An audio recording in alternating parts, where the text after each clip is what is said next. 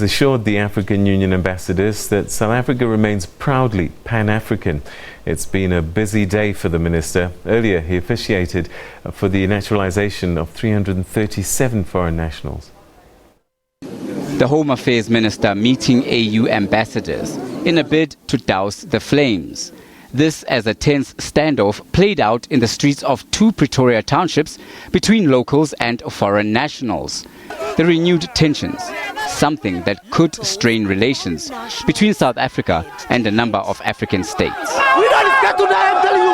South Africa will be out of continent. We provided them an extensive briefing on the steps and interventions that the South African government was undertaking in order to stabilize the country, bring normality, and address the concerns of South African communities.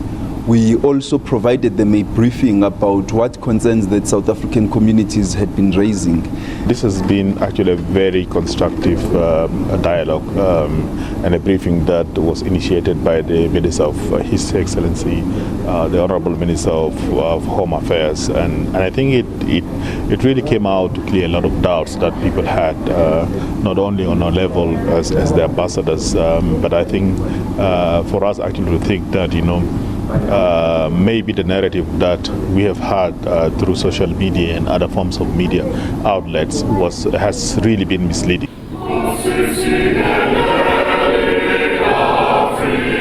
Meanwhile, earlier on Friday, 337 foreign nationals who have been living in South Africa were naturalized. They pledged allegiance and loyalty to the country. They come from all corners of the world. Men and women who want to be part of the South African dream. This ceremony celebrates their integration into the Rainbow Nation. I must say right at the outset that South Africa is a cosmopolitan country and also an Afropolitan country. South Africa's policies on international migration are not going to be changed by the situation that we see at the present moment. In actual fact, if anything, the changes in our international migration policies were already under discussion, occasioned by what we thought were gaps in the current policies. The naturalization is one of a few ways to obtain South African citizenship. One of the requirements is having a permanent residency permit for more than 10 years.